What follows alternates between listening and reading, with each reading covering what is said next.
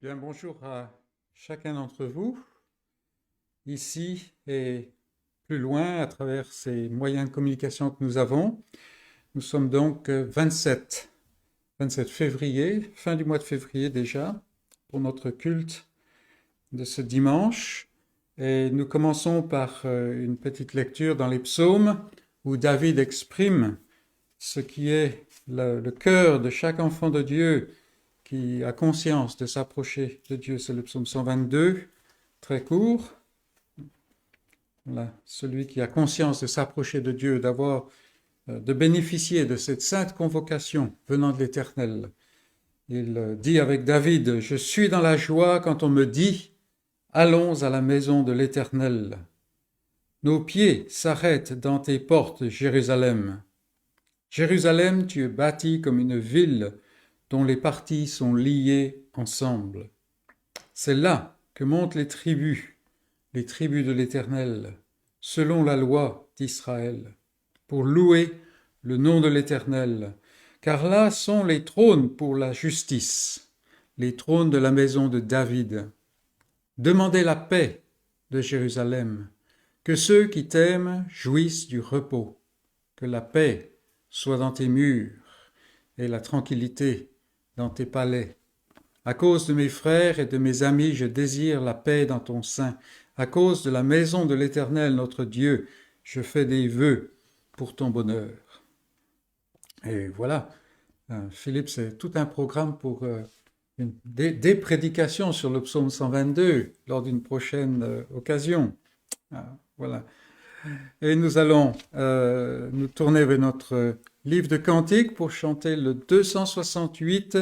Seigneur, tu donnes ta grâce au cœur qui regarde à toi. Et si Dieu donne sa grâce, ce n'est pas parce que le cœur regarde à lui, mais le cœur regarde en direction du Seigneur parce que il bénéficie de la grâce de Dieu. Le 268.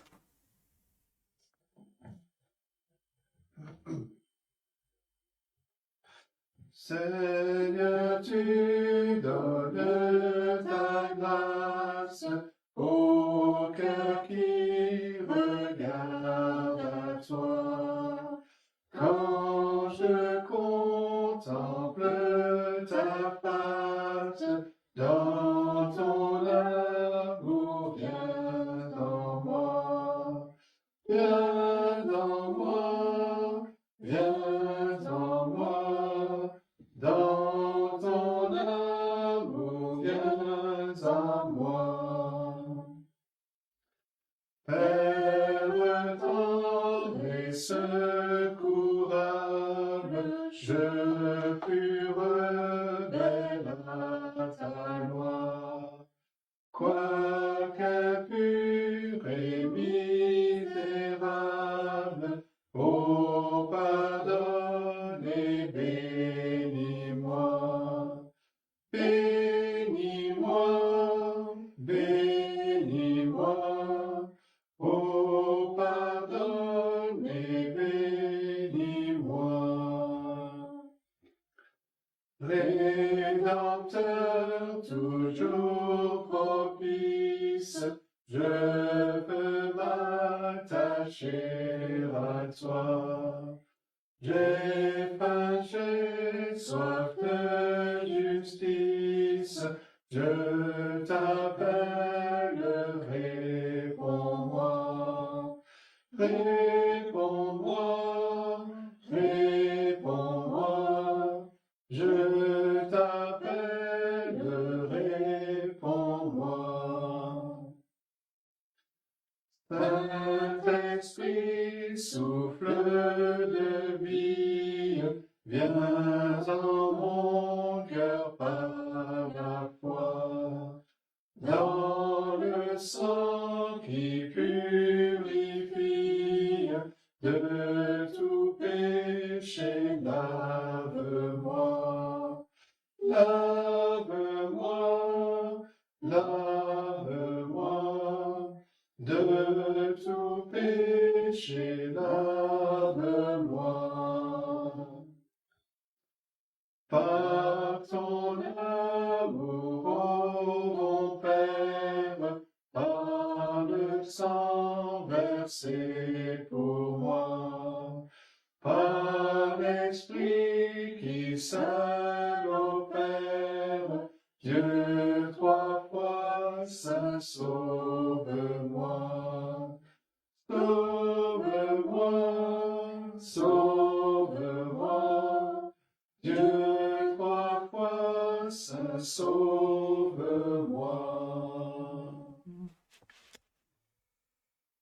Courbons-nous dans la prière, venons devant notre Dieu. Seigneur notre Dieu, nous sommes une fois de plus rassemblés devant toi parce que tu nous as adressé cette sainte convocation, tu as dirigé nos pas vers ton trône, ce trône de grâce. Et Seigneur, nous sommes heureux de ce que ta grâce s'épanche continuellement envers ton peuple et que tu touches sans arrêt des cœurs pour les amener à toi. Tu nous fais grandir aussi par ta parole et par l'action de ton esprit. Et dans ce temps où nous sommes assemblés, Seigneur, où nous sommes devant toi, nous avons conscience que par nous-mêmes, nous pouvons simplement perdre notre temps. Dans le sens que même étant assis à une table qui est remplie de mets délicats, de mets remplis de mets de grande qualité, Seigneur, nous pourrions être comme des mendiants réfractaires qui refusent de partager cette nourriture, qui n'en bénéficient pas. Aussi, Seigneur, nous implorons ta grâce en te demandant de venir et de tourner notre cœur de telle manière à ce que nous puissions désirer, à ce que nous puissions prendre cette bonne nourriture, cette nourriture spirituelle qui nous permet de nous tenir debout et que tu nous aides, Seigneur, à en bénéficier. Donne-nous d'entendre ta voix, donne-nous par ton esprit, Seigneur, d'avoir la puissance d'obéir à ta parole et de marcher dans tes voies. Et Seigneur, nous te prions de faire du bien à ton peuple Israël. C'est en Jésus-Christ que nous te demandons cela, ce nom qui est capable, ce nom qui est puissant, ce nom qui est efficace. Amen. Nous allons continuer avec un second cantique au numéro 78, « Dans les cieux et sur la terre, il n'est aucun nom plus doux, aucun que mon cœur préfère, au nom de Christ mort pour nous. » Examinons-nous alors que nous chantons ces paroles. 78.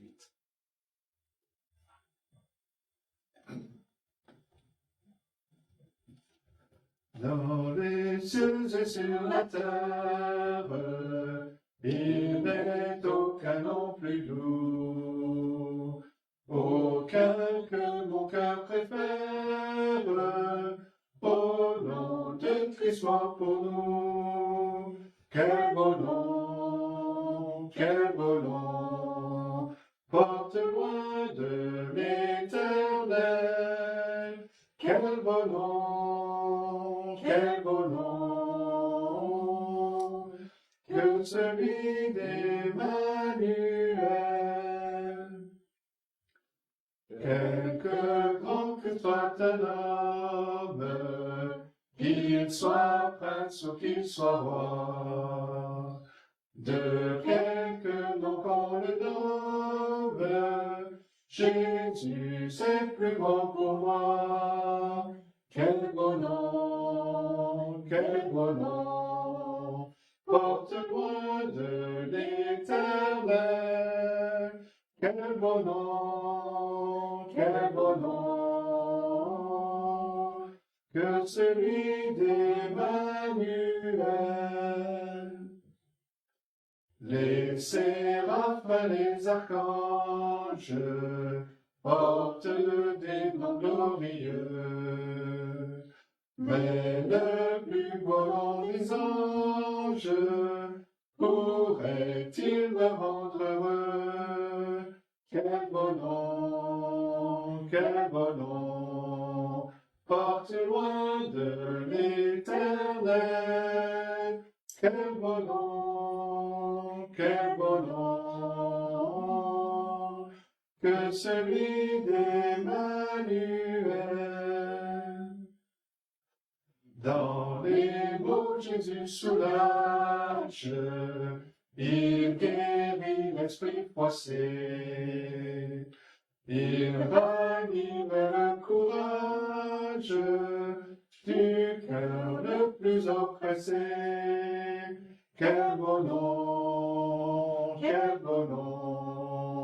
porte loin de l'éternel. Quel beau nom, que celui d'Emmanuel. Et pour notre première lecture, nous allons dans le livre de la prophétie de Daniel, au chapitre 10. Daniel 10. Daniel qui était un homme très influent et en position élevée dans le royaume de Babylone, qui avait lui-même changé de main, qui avait connu des vicissitudes et toutes sortes de choses. Rien n'est nouveau sous le soleil. Et Daniel, un homme aimé de Dieu et qui aime Dieu, et Daniel dont le cœur est alourdi par le fait que Jérusalem est en ruine, que le temple est détruit et qu'il n'y a plus de place, de lieu pour faire la paix, tellement la colère de l'Éternel s'est levée contre son peuple. Et Daniel a prié, et au verset 12 du chapitre 10, il nous raconte ce qui s'est passé par la suite. Il voit un homme qui a un aspect qui, selon le reste de la parole, nous indique que c'est le Fils de Dieu lui-même, en apparition préincarnée, qui vient. Au verset 12, nous lisons « Il me dit, Daniel, ne crains rien, car dès le premier jour où tu as eu à cœur de comprendre et de t'humilier devant ton Dieu, tes paroles ont été entendues, et c'est à cause de tes paroles que je viens. Le chef du royaume de Perse m'a résisté 21 jours, mais voici, Michaël, l'un des principaux chefs, est venu à mon secours, et je suis demeuré là auprès des rois de Perse. Je viens maintenant pour te faire connaître ce qui doit arriver à ton peuple dans la suite des temps, car la vision concerne encore ces temps-là. Tandis qu'il m'adressait ces paroles, je dirigeais mes regards vers la terre et je gardais le silence. Et voici, quelqu'un qui avait l'apparence des fils de l'homme toucha mes lèvres.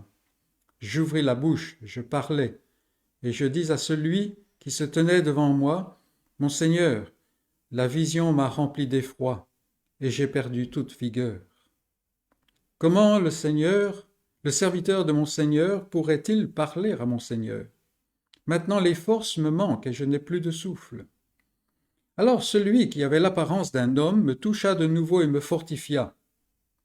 Puis il me dit, « Ne crains rien, homme bien-aimé, que la paix soit avec toi. Courage, courage. » Et comme il me parlait, je repris des forces et je dis, « Que mon Seigneur parle, car tu m'as fortifié. » Il me dit, « Sais-tu pourquoi je suis venu vers toi? Maintenant je m'en retourne pour combattre le chef de la Perse. Et quand je partirai, voici le chef de Javan viendra. Mais je veux te faire connaître ce qui est écrit dans le livre de la vérité. Personne ne m'aide contre ceux-là, excepté Michaël, votre chef. » Et dans ce passage quelque peu énigmatique, et je vous réfère à un livre très instructif sur la prophétie de Daniel, Debout jusqu'au bout, du pasteur Olliott. Mais dans ce passage, nous voyons en fait que derrière la réalité à laquelle nous avons l'habitude, qui n'est pas si réelle que ça, il y a une autre réalité beaucoup plus vaste. Et le lien avec cette réalité vient dans un sens, l'amour, la grâce et le dessein de Dieu. Dieu a un dessein dans l'histoire, un dessein envers son peuple, Et puis, du côté de l'homme, il y a cette arme que nous avons, la prière. Car dès le moment où Daniel a parlé, ses paroles ont eu un effet dans cette autre sphère, qui a elle-même ses contingences. Et alors que nous vivons dans un monde qui est en proie à toutes sortes de bouleversements, que ce soit au niveau personnel, au niveau national, au niveau international ou à n'importe quel niveau que nous soyons, rappelons-nous que Dieu est celui qui règne et que Dieu agit pour son peuple sans cesse. Et donc, comme à Daniel, un homme qui était un expert probablement en termes politiques, en termes dans le monde, hein, mais il avait besoin d'entendre ces paroles. Courage, courage! Et n'avons-nous pas besoin d'entendre ces paroles? Parfois, nous sommes dans l'illusion que toutes choses vont bien, que toutes choses sont sans vagues, sans tempête. C'est faux. Il y a toujours cette tempête. Pourquoi? Parce que, à cause du péché, ce monde n'est pas en paix avec Dieu. Mais Dieu fait la paix avec son peuple. Et c'est pour ça que Daniel avait un tel fardeau pour Jérusalem. Parce que c'était l'endroit où Dieu faisait la paix. La ville de la paix, la ville du grand roi. Et revenons à ce passage dans notre méditation. Demandons au Seigneur de nous éclairer. Il y a des tas de richesses, ne serait-ce que dans ce court passage. Donc, courage, courage, peuple de Dieu. L'Éternel est éternel. Et nous allons maintenant chanter au 78, un chant de louange à Jésus-Christ. Dans les cieux et sur la terre, il n'est aucun nom plus doux, aucun que mon cœur préfère au nom de Christ, mort pour nous. Pour le monde, il n'y a aucun nom plus effrayant que celui de Christ. Pour le croyant, il n'y a aucun nom plus doux. Le nom de Christ, au 78. On l'avait chanté. On l'a déjà chanté? Oui. Ah pardon, c'est le 322. Ah oui. Bon. 322, alors excusez.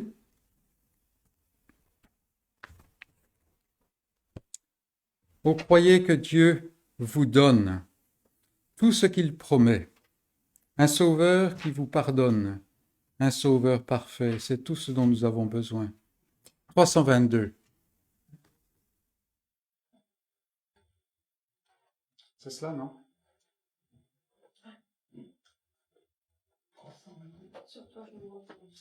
Ah, pardon. Oula, mais alors ce matin, ça va vraiment pas, hein?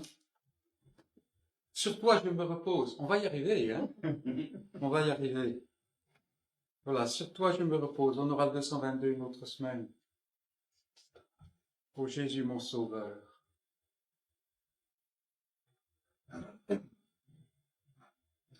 Sur toi je me repose, ô Jésus mon sauveur. Faut-il donc autre chose pour un pauvre pécheur? Conduit par ta lumière, gardé par ton amour, vers la maison du Père, marchant de jour en jour. Sur toi je me repose, ô Jésus mon sauveur. Faut-il donc autre chose pour un pauvre pécheur? Ah, ma misère est grande, mais tu m'as pardonné. Sainte et vivante offrande, pour moi tu t'es donné. Et de toute souillure, par le sang de ta croix, mon âme devient pure. Tu l'as l'as dit, je le crois. Sur toi je me repose, ô Jésus mon sauveur. Faut-il donc autre chose pour un pauvre pécheur? Moi-même en sacrifice,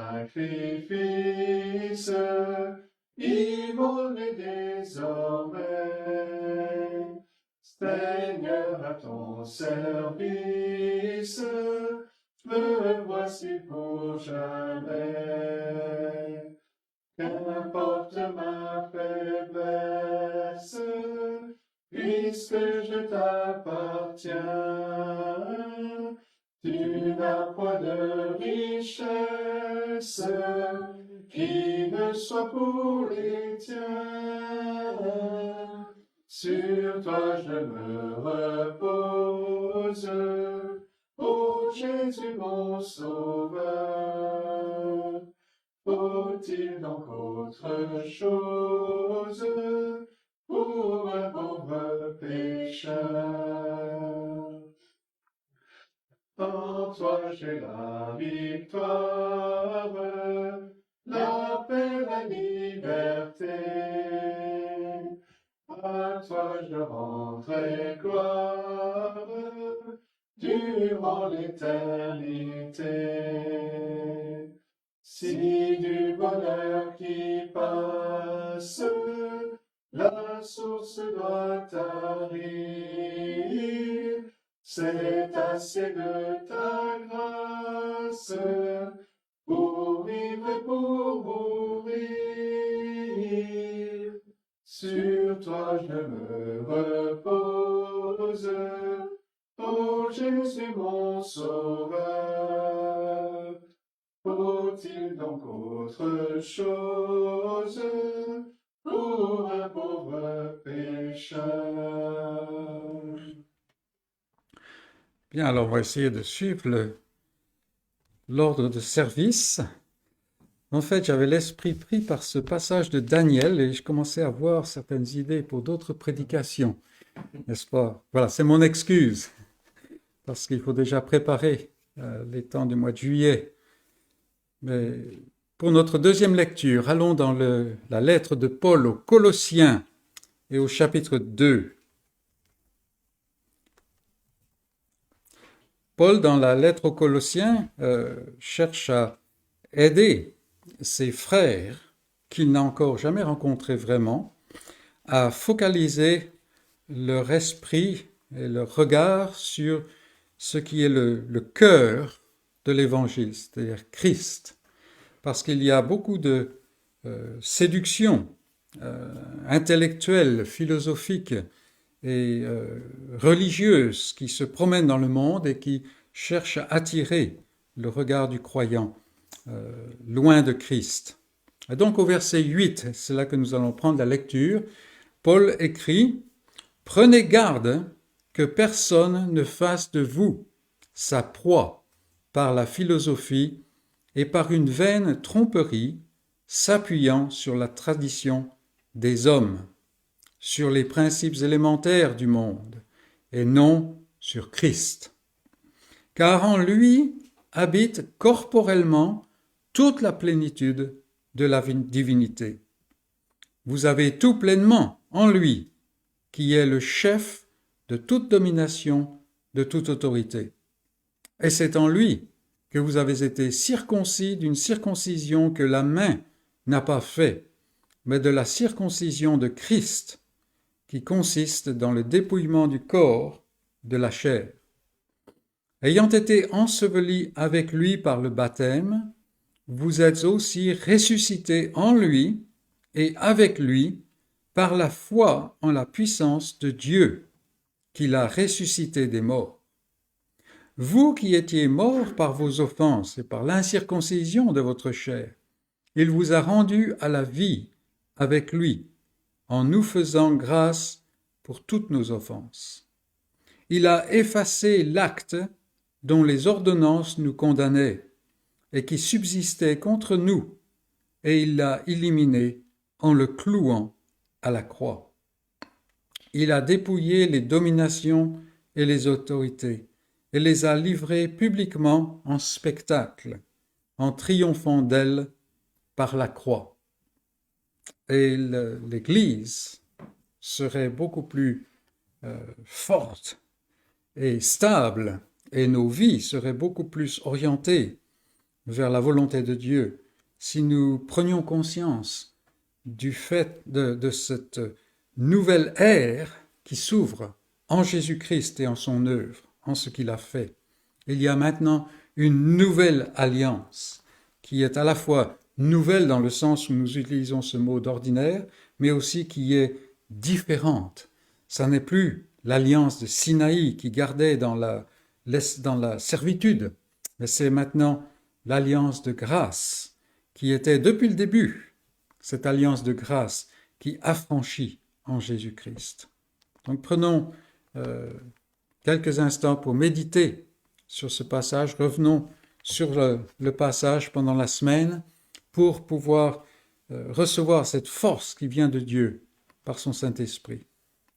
Je vous invite à vous courber avec moi devant le Seigneur dans la prière. Prions. Seigneur notre Dieu, nous sommes en train de considérer des choses qui nous dépassent de bien loin. Et ce n'est que dans la mesure où tu as révélé ces choses et dans la mesure où tu éclaires notre esprit par ton esprit, Seigneur, que nous pouvons commencer à comprendre quelque chose de cette grâce abondante et infinie qui s'écoule envers ton peuple par Jésus-Christ. Lui qui a ouvert la voie, lui qui a déchiré le voile et qui a fait la paix, qui maintenant présente son sang, un sang qui est efficace et qui purifie quiconque est en Christ, quiconque bénéficie de cette grâce divine. Ô notre Dieu, nous nous courbons devant toi dans l'adoration, parce que nous saisissons quelque peu le fait que ces merveilles, c'est toi qui les as conçues. Et tu l'as fait simplement à cause du bon vouloir de ta propre volonté, sans aucune contingence qui te force à le faire. Tu es le Dieu qui est éternel, tu es le Dieu qui règne d'éternité en éternité. Tu es celui qui est autre, qui n'est pas attaché à quoi que ce soit. Et Seigneur, tu es celui qui fait grâce en Jésus-Christ. Nous te demandons que, Seigneur, nous te prions que tu fasses du bien à ton peuple aujourd'hui. Cette journée qui est mise à part d'une manière encore particulière dans certaines cultures, où, Seigneur, nous pouvons, d'une manière spéciale, écouter ta parole, nous réunir avec ton peuple, méditer sur les choses que tu dis.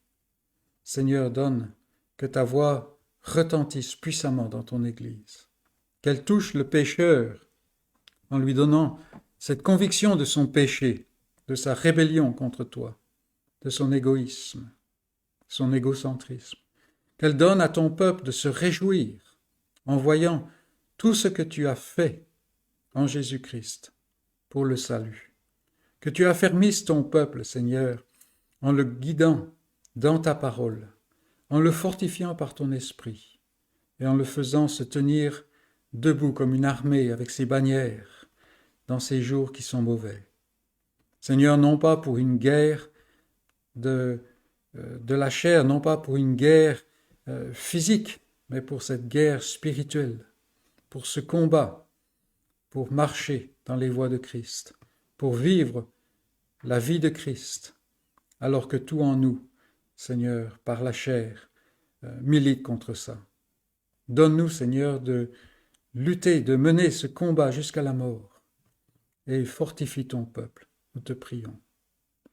Seigneur, nous t'apportons les besoins de ton peuple, que ce soit parmi nous, que ce soit dans le monde. Nous pensons à ceux, Seigneur, qui sont abattus, ceux qui sont affligés par le deuil, par la maladie, par toutes sortes de choses, des gens qui ont du mal même à prier pour eux-mêmes et par eux-mêmes, à cause de ce carcan de ce pauvre corps qui meurt sans cesse. Seigneur, nous te prions pour eux. Approche-toi d'eux avec ce baume de Galade qui guérit toutes choses, avec ce message de Christ, message de paix, de grâce, de miséricorde, qui va au-delà des maux du corps. Seigneur, nous te prions pour ceux qui sont dans la crainte aujourd'hui, pour diverses raisons, ceux qui sont dans l'isolement, ceux qui sont dans la rébellion. Ô notre Dieu, aie pitié.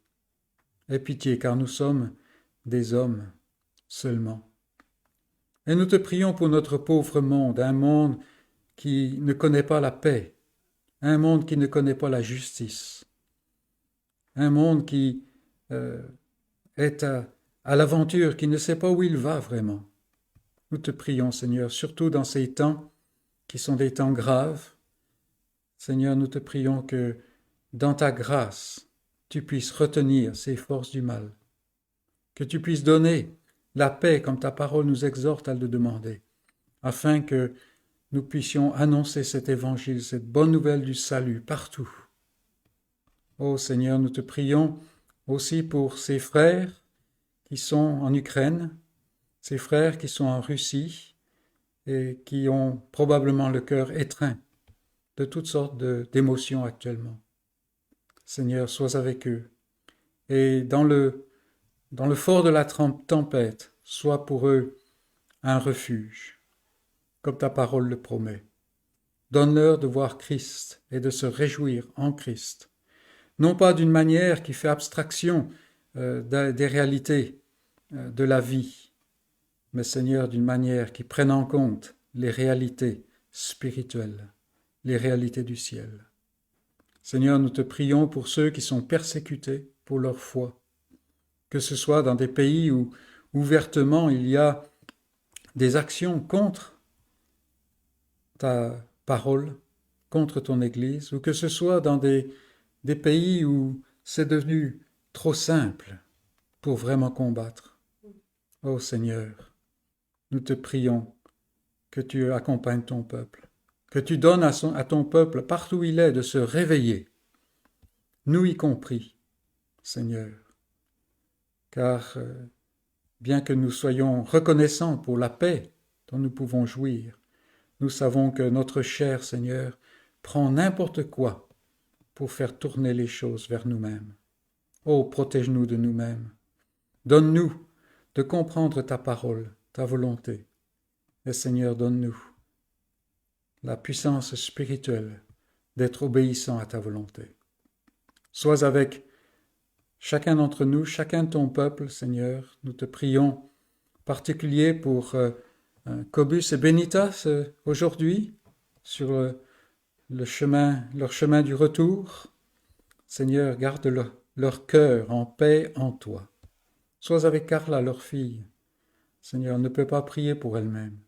Mais toi, tu sais. Et c'est à toi que nous nous adressons. Fais que toute chose, Seigneur, soit selon ta volonté. Et nous nous remettons à cela, dans la foi. Seigneur, sois avec chacun de ceux qui passent par des moments qui plongent dans l'anxiété, dans la perplexité. Des moments où on ne voit plus trop la marche en avant.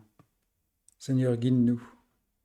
Guide-nous, sachant que le jour vient où nous devrons délaisser ce pauvre monde auquel notre chair s'attache tellement et où nous pourrons entrer dans ce vrai monde, ce monde de paix et de joie, le monde de ta présence, où Christ est assis dès aujourd'hui, intercédant pour chacun d'entre nous.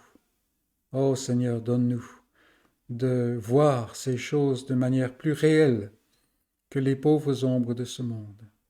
Sois avec ceux qui sont dans le deuil ce matin. Nous te prions. Et conduis-nous dans ta parole, ensemble, ici, car nous te le demandons dans le nom de Christ. Amen.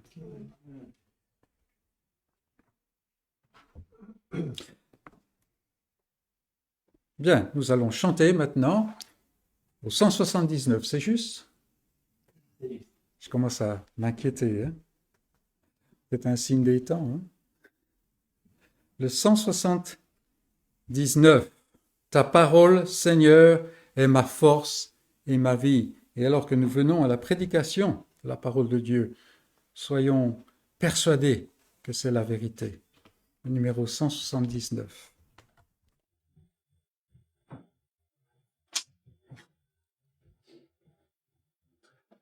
Ta parole, Seigneur, est ma force et ma vie. À mes obscurs sentiers, elle sert de flambeau, et semblable au soleil, elle me vivifie, éclairant tous mes pas, jusqu'au seuil du tombeau. Elle est la vérité, la sagesse suprême. Par elle je connais mon éternel destin, ce fidèle miroir me dévoile à moi-même, en me montrant mon cœur, toujours au mal enclin. Livre consolateur, inspiré par Dieu même, mes yeux se sont ouverts à ta vive clarté.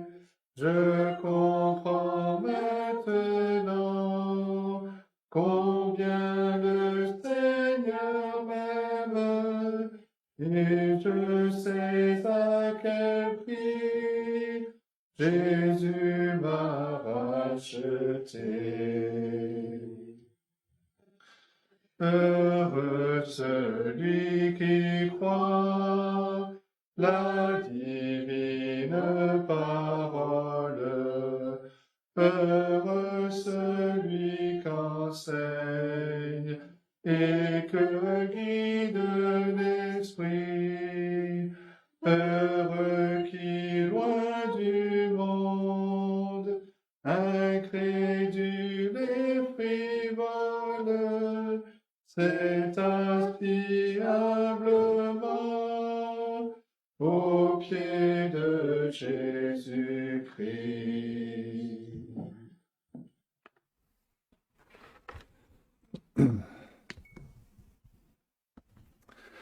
Bien, je vous invite à ouvrir la parole de Dieu dans le livre des psaumes.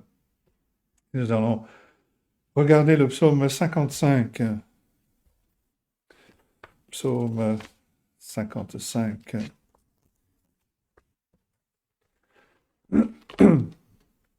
Et voici la parole de Dieu. Au chef des chantres, avec instrument à cordes, cantique de David. Ô Dieu, prête l'oreille à ma prière et ne te dérobe pas à mes supplications. Écoute-moi et réponds-moi. J'erre çà et là dans mon chagrin et je m'agite à cause de la voix de l'ennemi et de l'oppression du méchant. Car ils font tomber sur moi le malheur et me poursuivent avec colère. Mon cœur tremble au-dedans de moi et les terreurs de la mort me surprennent. La crainte et l'épouvante m'assaillent et le frisson m'enveloppe.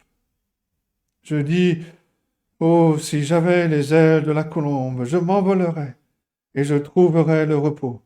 Voici, je fuirais bien loin, j'irais séjourner au désert. Je m'échapperais en toute hâte, plus rapide que le vent impétueux, que la tempête. Réduis à néant, Seigneur, divise leur langue, car je vois dans la ville la violence et les querelles. Elles en font jour et nuit le tour sur les murs. L'iniquité et la malice sont dans son sein. La méchanceté est au milieu d'elle, et la fraude et la tromperie ne quittent point ses places. Ce n'est pas un ennemi qui m'outrage, je le supporterai.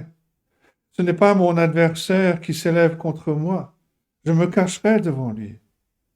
C'est toi que j'estimais mon égal, toi mon confident et mon ami. Ensemble, nous vivions dans une douce intimité. Nous allions avec la foule à la maison de Dieu. Que la mort les surprenne, qu'ils descendent vivants au séjour des morts, car la méchanceté est dans leur demeure au milieu d'eux. Et moi, je crie à Dieu, et l'Éternel me sauvera. Le soir, le matin et à midi, je soupire et je gémis, et il entendra ma voix. Il me délivrera de leur approche et me rendra la paix, car ils sont nombreux contre moi.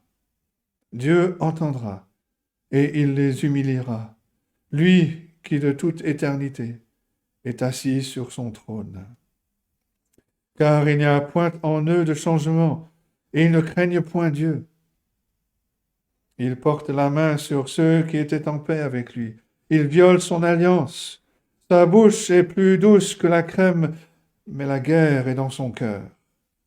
Ses paroles sont plus onctueuses que l'huile, mais ce sont des épées nues.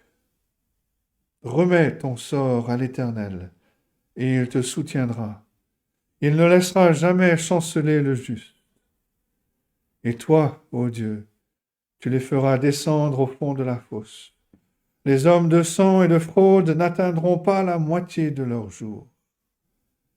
C'est en toi que je me confie. Jusque-là, la parole de Dieu. Ce psaume 55 est le dernier d'une série dans laquelle nous voyons la réponse de David face à la trahison. Et on a une progression qui grandit en intensité, et de sorte que ce psaume 55 répond à la pire forme de trahison. On a vu la trahison de Doeg, l'Édomite, le serviteur de Saül. On a vu les Ziphiens, qui faisaient partie de la même tribu de Juda que David. Mais ici, David nous dit que la trahison vient d'un de ses compagnons, d'un proche, d'un ami. Et les effets de cette trahison, et on peut le comprendre, sont beaucoup plus pénibles, beaucoup plus difficiles à vivre que dans les situations précédentes. Et on voit que dans ce psaume, David, on le voit qui titube sous le coup de cette amitié qui a été violée, de cette alliance qui a été brisée. Et la souffrance que David décrit ici est un avant-goût de la souffrance que connaîtra son descendant, le Seigneur Jésus-Christ. Le Seigneur Jésus-Christ a parlé de sa trahison en Jean 13, verset 18, et il va citer un autre psaume de David, il va citer le psaume 41, où il dit ceci: « Celui-là même avec qui j'étais en paix, qui avait ma confiance et qui mangeait mon pain, lève le talon contre moi. » Et le Seigneur cite cela quand il était avec ses disciples avant que Judas ne sorte de la pièce. On peut conclure à juste titre que la souffrance de David au sujet de la trahison d'un ami nous donne donc un aperçu de la souffrance, de la douleur qu'a connue notre Seigneur Jésus-Christ quand il a été trahi par Judas Iscariote. La douleur que connaît David l'a amené à chercher un abri pour se réfugier, comme il le dit au verset 9, du vent impétueux et de la tempête. Et il va trouver cet abri en se tournant vers le Seigneur dans la prière. Et il dit au verset 17, « Et moi, je crie à Dieu, et l'Éternel me sauvera. » Et ce psaume 55 ne nous décrit pas seulement la douleur de David dans cette affliction, mais et c'est une très grande aide pour nous. Il nous montre comment par la foi, nous pouvons nous remettre de ce genre de trahison. Et le psaume progresse dans 3 sections bien distinctes. Dans les versets 2 à 9, nous avons les cris de peur de David. Dans les versets 10 à 16, nous avons la colère de David contre celui qui l'a trahi. Et dans les versets 17 à 24, on voit David qui se ressaisit en trouvant cet abri dans la prière. Et il décrit sa foi. Il passe de la peur à la colère pour ensuite connaître la sortie par le moyen de la foi. Premier point donc, les cris de peur de David, les versets 2 à 9. Et la prière de David commence par cet aveu franc de son besoin de sentir la présence de Dieu dans la prière. Il commence, verset 2, « Ô Dieu, prête l'oreille à ma prière, ne te dérobe pas à mes supplications. » David se sent terriblement seul et il ouvre son cœur à Dieu. Il reconnaît qu'il a besoin de ressentir la grâce de Dieu, la présence de Dieu. Verset 3, « Écoute-moi, réponds-moi. J'erre ça et là dans mon chagrin et je m'agite. » Ce terme agiter peut se traduire par gémir ou même littéralement c'est faire du bruit. David est un homme qui commence à prier et il découvre que le sujet de sa prière est si écrasant que la première chose qu'il fait, c'est de soulager son cœur, de déverser son cœur à Dieu. Et il demande au Seigneur de lui venir en aide. Il veut être sûr que que sa prière sera entendue. Et une fois que David sait qu'il se trouve entre les mains de Dieu, il va craquer complètement. Et il va exprimer sa peur, sa crainte, son angoisse. Il parle au verset 4 de la voix de l'ennemi. Plus littéralement, c'est le bruit de l'ennemi et de l'oppression du méchant, car ils font tomber sur moi le malheur et me poursuivent avec colère. David ne doit pas faire face au mal ou à la méchanceté en général, telle qu'elle existe dans ce monde, mais cette méchanceté est dirigée de manière spécifique et malicieuse contre lui. Et David reconnaît qu'il est devant le Seigneur, qu'il est dépassé, qu'il est bouleversé par tant de malveillance. En public, David donne l'impression d'être quelqu'un de posé, de calme. Mais là, quand il vient devant le Seigneur dans la prière, il est comme un enfant qui éclate en sanglots, qui vient trouver refuge dans les jupes de sa mère. Versets 5 et 6. « Mon cœur tremble au-dedans de moi. Les terreurs de la mort me surprennent. La crainte et l'épouvante m'assaillent et le frisson m'enveloppe. » David est en proie à une très grande crise d'anxiété. Il est complètement dépassé, bouleversé par cette trahison d'un ami, quelqu'un qui lui était proche. Et on pourrait penser que c'est surprenant venant d'un tel homme comme David. David fait partie de ceux qu'on appelle les géants de la foi. Il a abattu Goliath quand personne d'autre ne voulait le faire. Il a conduit les troupes armées pendant plusieurs années alors qu'il fuyait le roi Saül. Et après la mort du roi Saül, il y a eu une guerre civile pendant 7 ans. David se montre très habile. Il semble que cette prière soit écrite après tous ces événements. Un moment où l'on pourrait penser que David était plein de force. David parle de la ville, sans doute Jérusalem.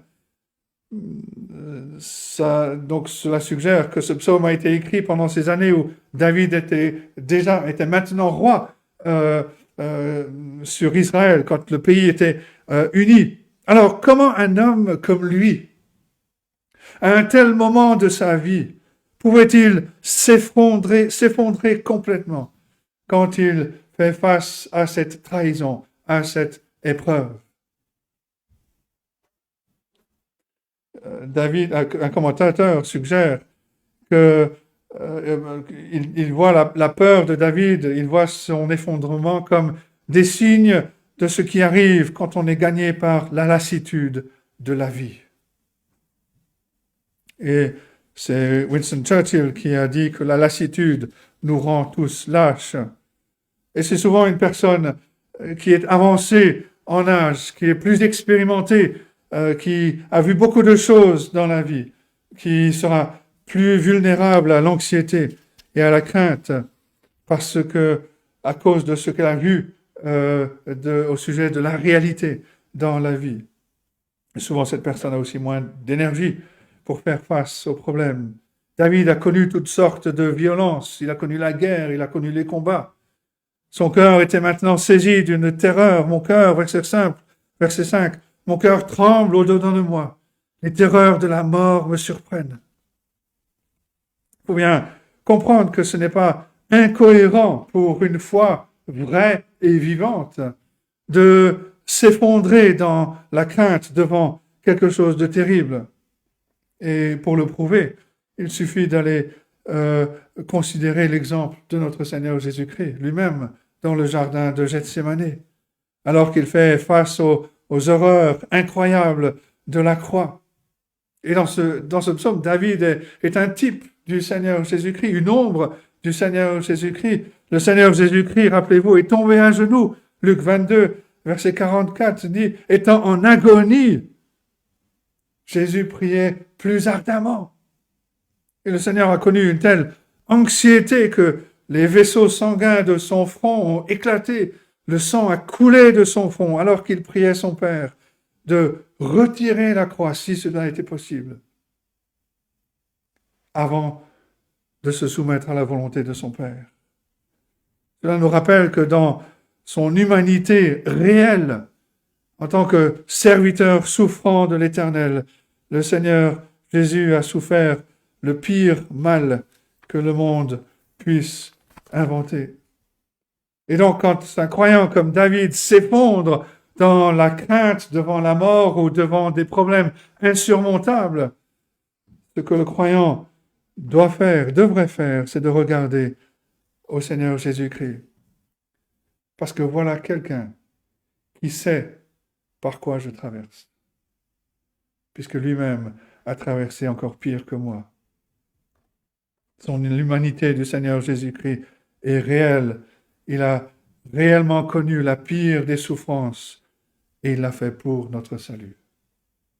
Le croyant peut se tourner vers le Seigneur Jésus-Christ, découvrir que le Seigneur Jésus est plein de compassion pour les siens. Il est capable d'avoir de la compassion, de la sympathie pour nous à cause de ce qu'il a enduré pour nous.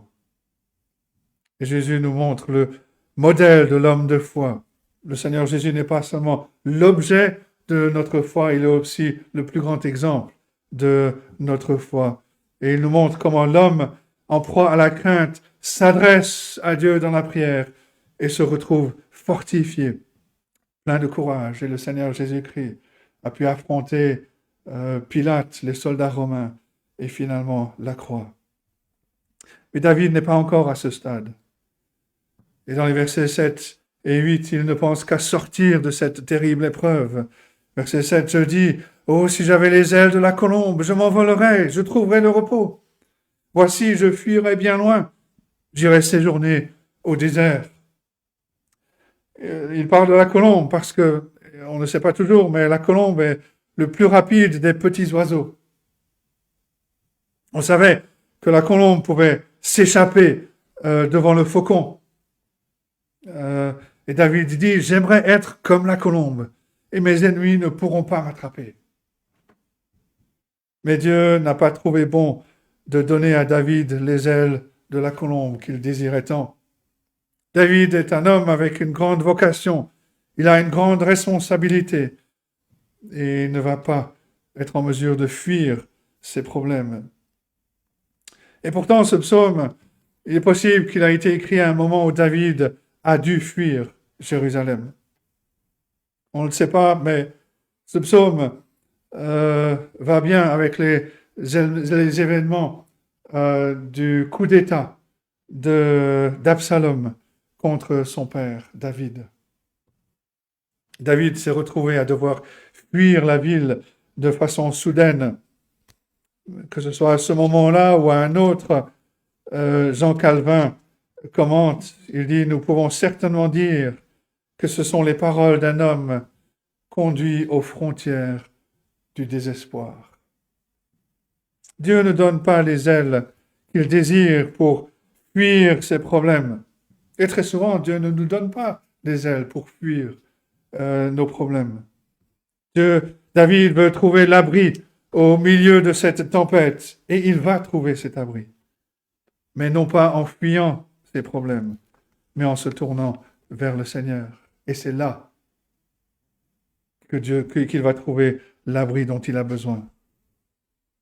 Et on peut louer Dieu que celui qui avait la capacité de fuir ses problèmes, ses épreuves, le Seigneur Jésus-Christ, n'a pas fui ses problèmes, ses épreuves. Au contraire, il a choisi de se soumettre à la volonté de Dieu afin d'accomplir le salut, de nous apporter le pardon pour nos péchés. David, non plus, n'a pas pu fuir ce problème. Il a sans doute fui Jérusalem, mais il n'a pas pu fuir ses problèmes. Et donc, il commence par crier à Dieu et lui révéler, lui manifester sa peur, sa crainte, son angoisse. Deuxième grand point, David va exprimer sa colère outrée contre la méchanceté de son ennemi. L'ennemi, comme David le dit, se trouve à l'intérieur des murs de la ville. Il dit au verset 10 à 12, « Réduis à néant, Seigneur, divise leur langue, car je vois dans la ville la violence et les querelles. Elles en font jour et nuit le tour sur les murs. L'iniquité et la malice sont dans son sein. La méchanceté est au milieu d'elle, et la fraude et la tromperie ne quittent point ses places. » David jette un œil sur la ville. Sa vision est très négative. Il va citer un certain nombre de vices, violence et querelles font le tour des murs, iniquité et malice et méchanceté sont dans la ville, fraude et tromperie sont sur les places de marché.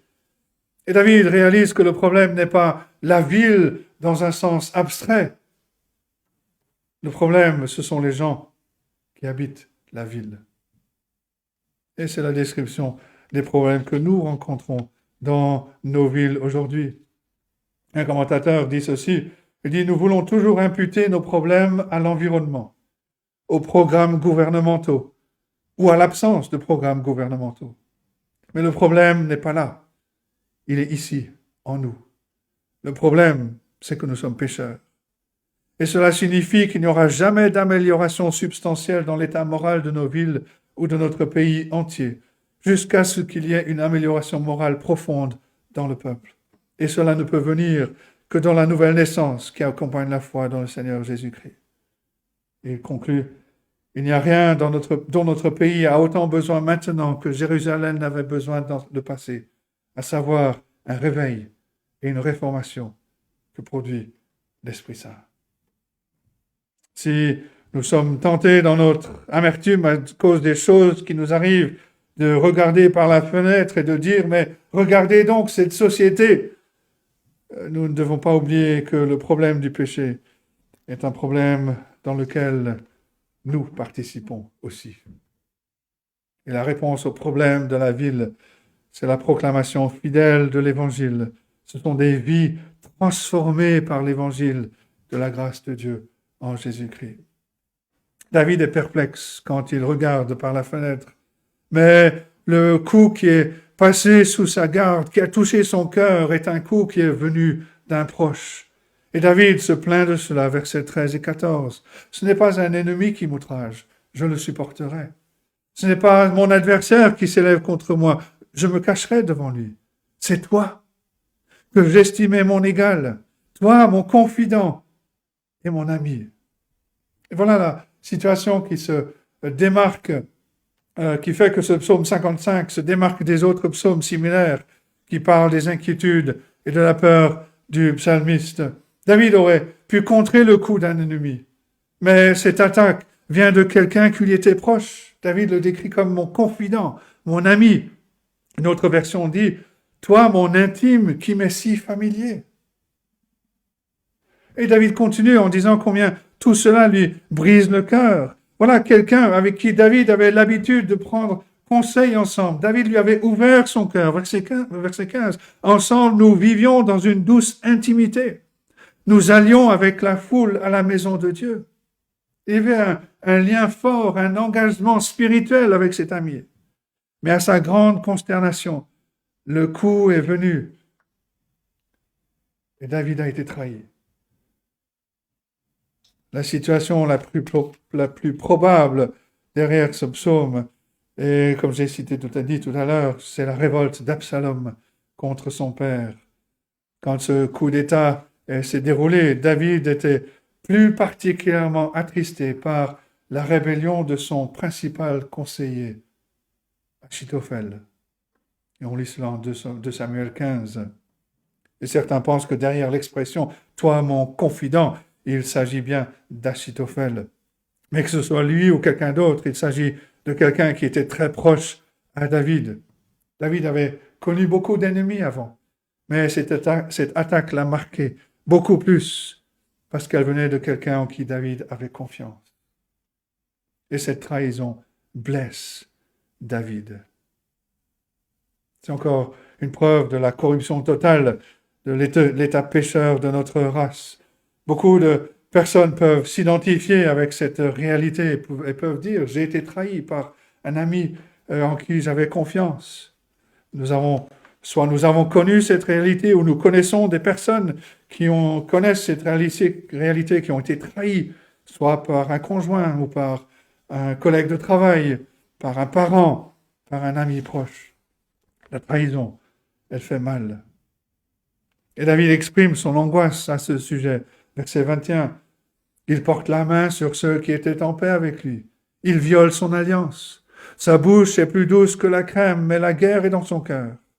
Ses paroles sont plus onctueuses que l'huile, mais ce sont des épées nues. Une alliance qui a été violée, des paroles douces qui cachaient des armes de destruction, des armes qui atteignent le cœur. Et on peut se demander, mais qu'est-ce qui pousse une personne à trahir une autre ? Concernant Achitophel, c'était tout simplement une lutte pour le pouvoir. En trahissant David, son roi, et en se rangeant du côté du fils du roi Absalom, qui était plus faible, c'était le pouvoir d'Achitophel qui allait grandir. Achitophel allait avoir plus de pouvoir. Pour l'orgueil du pouvoir, Achitophel a trahi David. Et c'est la même chose aujourd'hui. On peut se demander parfois pourquoi telle personne agit de telle façon, et c'est pas très compliqué. C'est par convoitise, c'est par orgueil, c'est par appât du gain. Et ces choses-là sont dans le cœur de l'homme. Les liens d'amitié, les alliances sont prises à la légère. S'il y a l'occasion d'avoir une meilleure affaire, les gens sont prêts à trahir leur famille, à trahir leurs amis et à les écraser. Et le point que fait le psaume 55 est le suivant. Ce n'est pas seulement que ce sont les blessures les plus graves de toutes, et David les déplore, mais ce que nous voyons dans ce psaume, c'est comment nous devons répondre à une telle trahison. Parce que notre réponse déterminera le genre de vie que nous allons vivre. Et quelle est la réponse de David? On a déjà vu que lorsque David regarde par la fenêtre et qu'il regarde la ville, sa vision est cynique, mais elle est réelle. C'est une vision amère. Dans le verset 10, on le voit prier contre ses ennemis. Il demande à Dieu d'amener de la confusion sur ses ennemis. Verset 10, réduis à néant, Seigneur, divise leur langue. Cette requête de division nous renvoie à la tour de Babel. C'est le même langage qui est utilisé. Seigneur, envoie la confusion sur eux, afin qu'ils ne puissent pas travailler ensemble et que leur plan échoue. David prie que Dieu envoie la discorde, le conflit entre ses ennemis afin que leur cause s'écroule comme la tour de Babel. C'est exactement de cette façon-là que David a prié contre Achitophel pendant la révolte d'Absalom En 2 Samuel 15, verset 31, on lit ceci, on vint dire à David, Achitophel est avec Absalom parmi les conjurés. Et David dit, ô Éternel, réduis à néant les conseils d'Achitophel. Et Dieu a répondu à cette prière. Achitophel avait choisi le camp d'Absalom pour avoir plus de pouvoir. Mais Absalom refuse d'écouter le bon conseil d'Achitophel. Et c'est une chose terrible d'avoir Dieu comme ennemi. 2 Samuel 17, verset 14. Or, l'Éternel avait résolu d'anéantir le bon conseil d'Achitophel afin d'amener le malheur sur Absalom. Et avant même de voir comment les choses allaient se dérouler, on lit en 2 Samuel 17, verset 23, Achitophel, voyant que son conseil n'était pas suivi, sella son âne et partit pour s'en aller chez lui dans sa ville. Il donna ses ordres à sa maison et il s'étrangla. Voilà la fin de cet homme. Il savait que Dieu avait envoyé la confusion, que son conseil n'était pas suivi, qu'il va tomber sous le jugement de Dieu. Et il ne veut pas se repentir. La prière de David contre ses ennemis n'est pas une mauvaise prière. Que Dieu envoie la confusion afin de détruire leur capacité à travailler ensemble quand ils cherchent à détruire son peuple. Mais David ne s'arrête pas là. Il continue au verset 16. Il exprime son désir de voir la destruction totale tomber sur ceux qui lui ont fait du mal, que la mort les surprenne, qu'ils descendent vivants au séjour des morts, car la méchanceté est dans leur demeure au milieu d'eux. On doit toujours faire attention quand on veut critiquer le psalmiste dans ces prières qu'on appelle les prières imprécatoires contre quelqu'un. Ce sont des prières où le psalmiste demande à Dieu de frapper, de faire du mal afin de se venger des méchants. N'oublions pas que David est roi quand il écrit, qu'il est aussi prophète. Il est juste de vouloir la chute des méchants. La gloire de Dieu est impliquée dans le renversement des méchants. Et Jean Calvin écrit ceci. Ce n'était pas un souhait exprimé dans un moment de ressentiment ou de zèle imprudent et irréfléchi, et qui nous justifierait de lancer des malédictions contre nos ennemis à chaque provocation insignifiante. L'esprit de vengeance diffère largement de la ferveur sainte et réglée avec laquelle David prie pour le jugement de Dieu contre les hommes méchants. David, prophète et roi, a le droit de prier ce genre de prière, mais il ne faut veiller à ne pas tomber dans un esprit de vengeance. L'amertume qui est exprimée dans le verset 16 est une attitude qui fait habituellement plus de mal à la victime qui est amère qu'à la personne contre qui cette personne prie.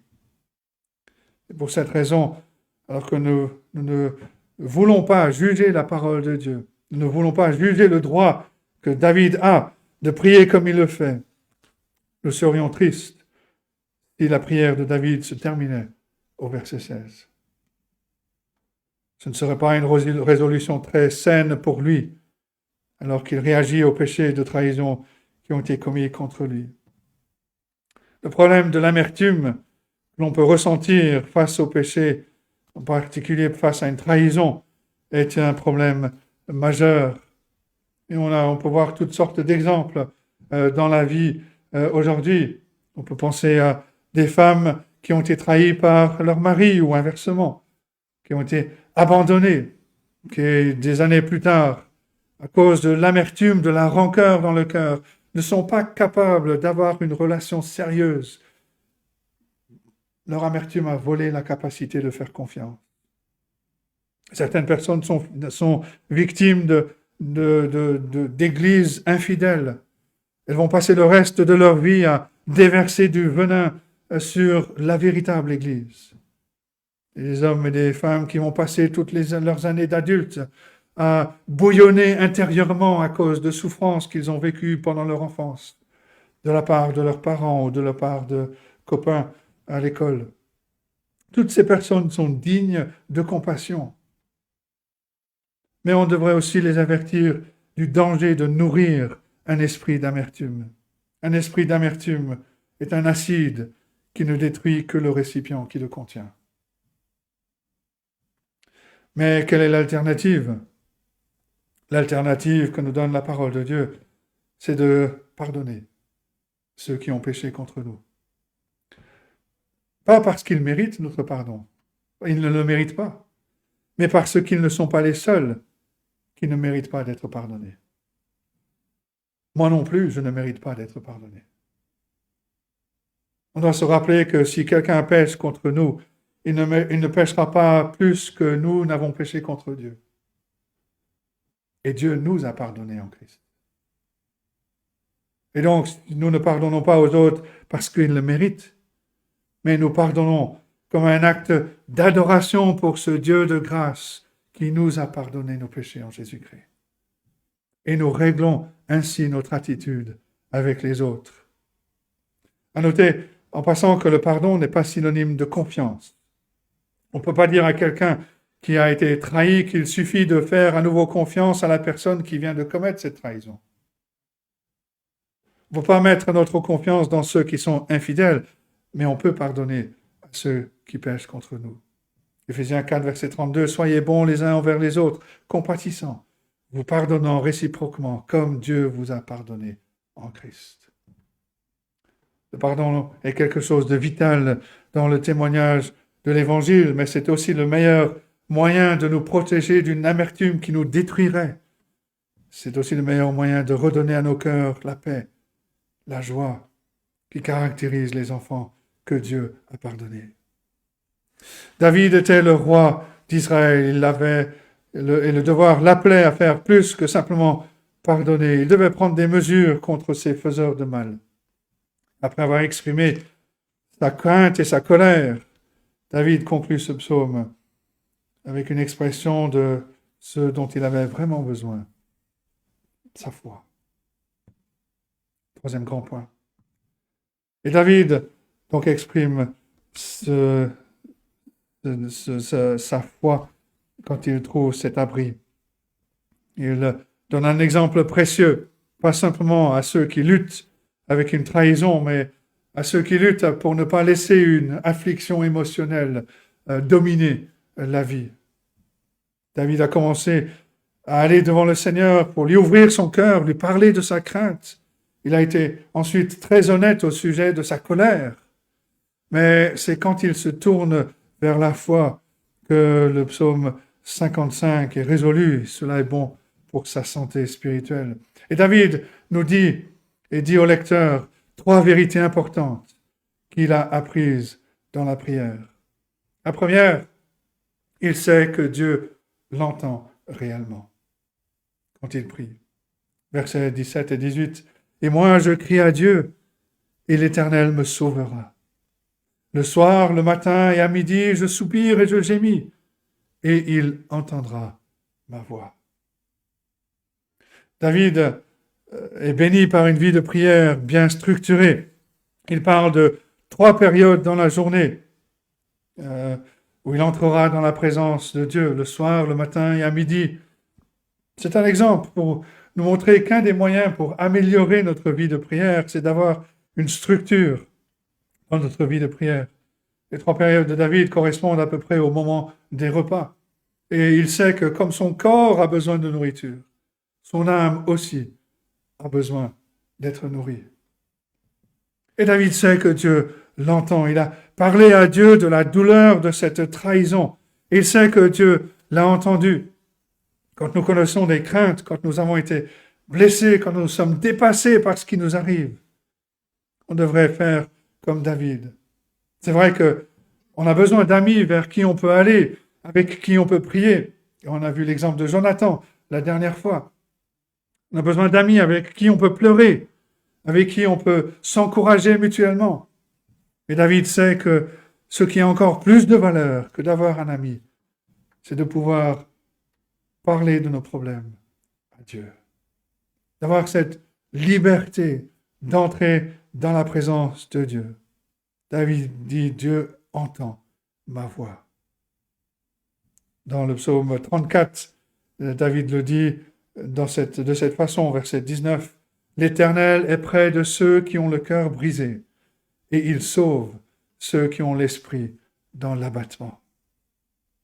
Dieu nous connaît mieux que quiconque.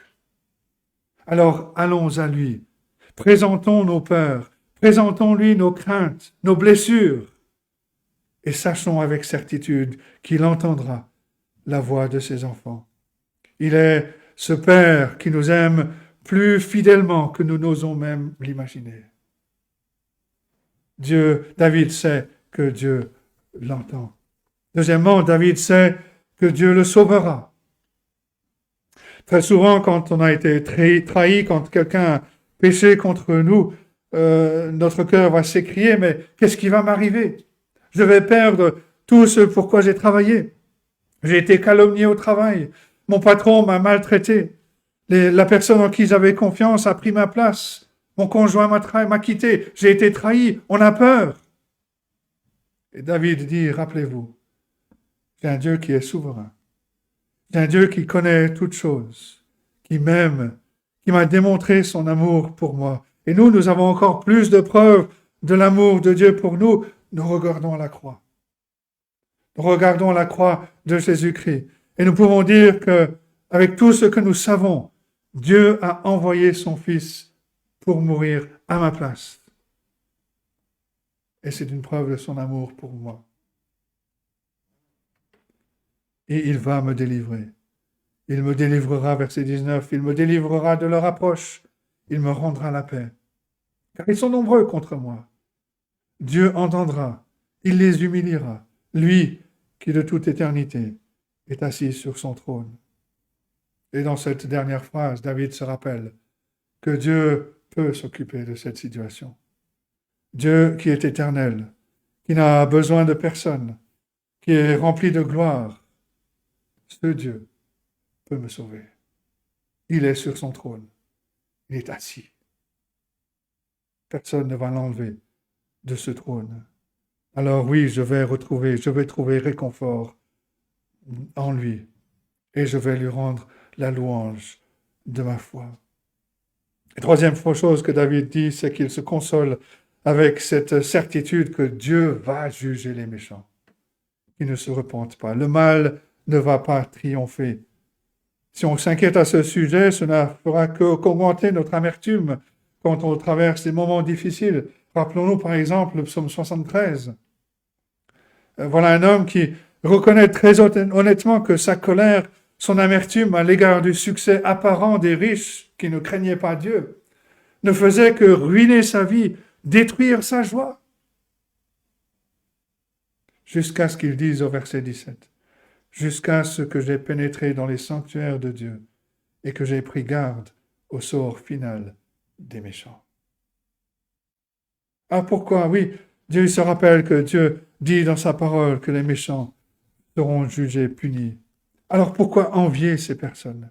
Pourquoi être en colère?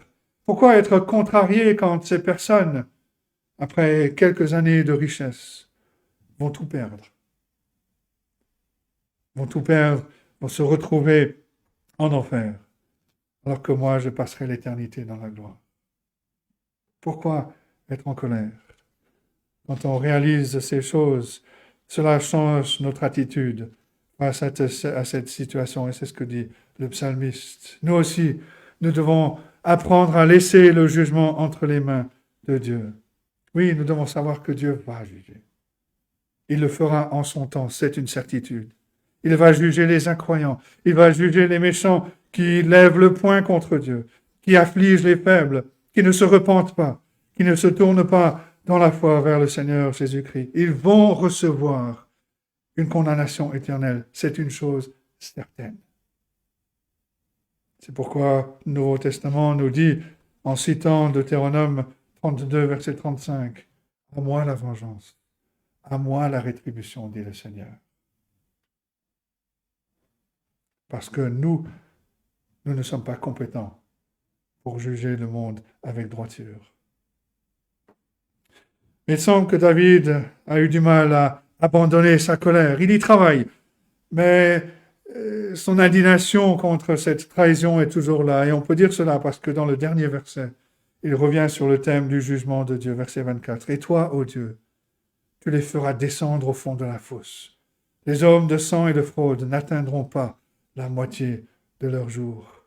Le cœur de David ne peut trouver de repos que lorsqu'il se rappelle et qu'il est certain que Dieu va punir les méchants. Ils ne vont pas pouvoir échapper au jugement. Et quand David réalise cela, quand David fait cela, il est capable de faire ce qu'il doit faire, mettre cela de côté. Seigneur, c'est ton affaire. Moi, je ne suis pas le juge. Je ne suis pas celui qui va punir les méchants. C'est toi qui vas le faire. C'est pour ça que David termine en disant, c'est en toi que je me confie. Je te laisse le jugement. Moi, je me confie en ta miséricorde et en ta grâce pour mon salut. Il n'est pas facile de donner des conseils à quelqu'un qui a souffert ce genre de trahison, qui est pris dans l'indignation, la terreur. Il n'est pas plus facile de recevoir des conseils si on est dans cette situation soi-même. Mais en concluant ce psaume, David apporte des conseils. Il nous en donne en tant que quelqu'un qui a connu cette situation, cette épreuve. David il a connu cette trahison d'un ami qui était proche. Son esprit a été déboussolé, son cœur a été blessé, son cœur a saigné. Sa douleur l'a amené dans la présence de Dieu pour prier. Trop souvent, on reçoit de mauvais conseils du genre ne fais jamais confiance à quelqu'un ou scelle ton cœur pour de bon. Ces conseils viennent de personnes qui sont amères. Mais qu'est-ce que David dit? Il dit au verset 23, « Remets ton sort à l'Éternel, et il te soutiendra. Il ne laissera jamais chanceler le juste. » Voilà le conseil de David. Le Seigneur est là. Le Seigneur nous entend. Il nous sauve. Il a tout sous son contrôle. Allons donc à lui. La douleur de David a été si grande que la seule chose à laquelle il pensait, c'était de pouvoir s'envoler. De s'envoler comme la colombe vers un abri. Mais David nous dit, non, j'ai trouvé cet abri. Il est là, et je peux y aller dans la prière. Le Seigneur est l'abri dans la tempête dont j'ai besoin. Remets ton sort à l'Éternel. L'épreuve que je traverse ne doit pas devenir le centre de ma vie. Remets ton sort à l'Éternel. L'apôtre Pierre revient là-dessus en 1 Pierre 5, verset 7, quand il écrit « Déchargez-vous sur lui de tous vos soucis, car lui-même prend soin de vous. » Déchargez-vous sur lui de tous vos soucis. Et David nous dit que Dieu soutiendra ceux qui se confient en lui. Il ne permettra pas à ceux qui cherchent un abri en lui d'être vaincus par la peur. David nous donne un exemple. Le Seigneur Jésus-Christ nous donne un exemple encore plus grand. Quand il fait face au tourment de la croix, quand il se dirige vers le jardin de Gethsémani, Jésus savait ce qui allait arriver. Il savait que Judas Iscariote allait le rencontrer et le saluer avec un baiser. Et même si Jésus savait cela, la trahison n'en est pas moins amère. En Luc 22, 48, Jésus s'adresse à Judas et lui dit « Judas, c'est par un baiser que tu livres le Fils de l'homme. » Certaines versions ont la phrase sous la forme d'une question. « Judas, est-ce avec un baiser que tu trahis le Fils de l'homme ?» Mais qu'est-ce que Jésus a fait? Sachant cela, qu'est-ce qu'il a fait avant d'entrer dans le jardin de Gethsémani? Il lève les yeux au ciel et il prie, mais pas n'importe comment. Jean 17, verset 1. « Père, l'heure est venue. Glorifie ton Fils, afin que ton Fils te glorifie. » Le Seigneur Jésus avait un ami plus intime, un confident plus fidèle que Judas Iscariote ou que n'importe quel autre disciple qui allait le trahir de chacun de leur façon.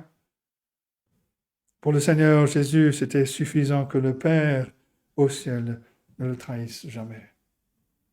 Et la parole de Dieu nous fait cette promesse à tous ceux qui sont en Christ. Hébreux 13, versets 5 et 6, Dieu lui-même a dit, « Je ne te délaisserai point, je ne t'abandonnerai point. » C'est donc avec assurance que nous pouvons dire, « Le Seigneur est mon aide, je ne craindrai rien. Que peut me faire un homme ?» Avec cette assurance, même au milieu de la difficulté, nous pouvons dire avec David, c'est en toi que je me confie.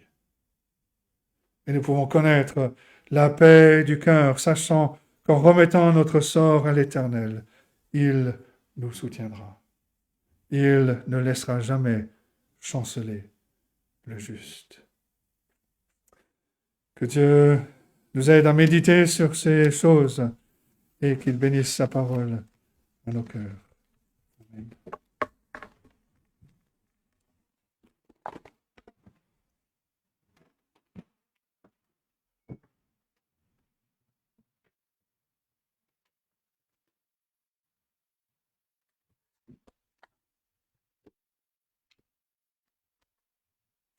Nous allons terminer notre culte par le chant du numéro 269. Nous nous courbons, ô notre Père, devant ta sainte majesté. Prends en pitié notre misère, efface notre indignité. Numéro 269.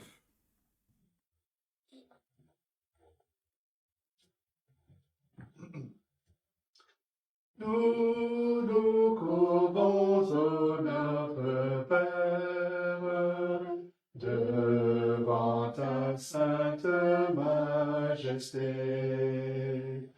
Prends en pitié notre misère, efface notre indignité.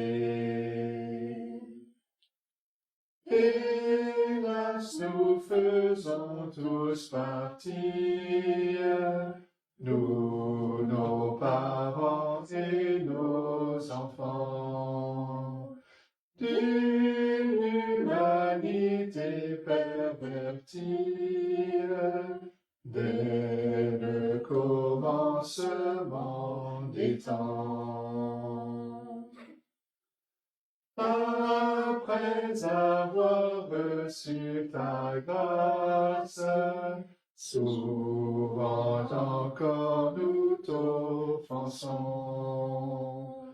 Quand l'adversaire nous enlace de ses coupables séductions. Donne-nous, Seigneur, ta victoire, par le secours de ton esprit. Transforme-nous de gloire en gloire, à ton image, ô Jésus-Christ.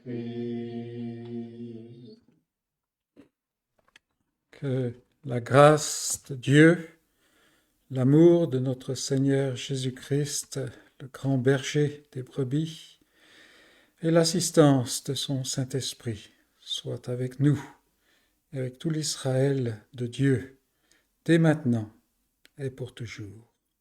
Amen. Bon dimanche, à la semaine prochaine, et en préparation pour la prédication de la semaine prochaine, vous pourrez lire les chapitres 32 et 33 de la Genèse. Voilà, notre culte est donc terminé.